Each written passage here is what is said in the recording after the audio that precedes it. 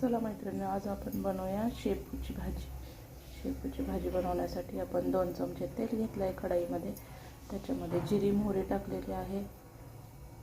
जिरी मोहरी तडतडू द्यायची चांगली. जिरी मोहरी तडतडली की लसूण टाकायचं. लसूण चांगला परतून घ्यायचा आहे.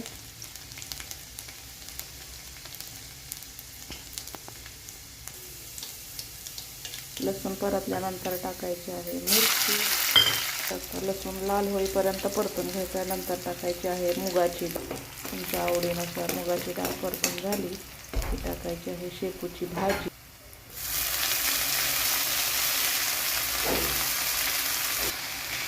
हलवून घ्यायची आहे भाजी. त्याच्यानंतर टाकायचं आहे चवीनुसार मीठ. मैत्रिणींना सगळ्यांनी मिक्स करून घेतलेलं आहे. आता थोडं वाफ येऊ द्यायची. त्याच्यासाठी थोडं 5 मिनिटं झाकण ठेवायचं आहे भाजीवरती. बघू शकता मैत्रिणींना, आपली तयार आहे शेपूची भाजी खाण्यासाठी. मस्त अशी शेपूची भाजी चपाती किंवा भाकरीसोबत खाऊ शकता.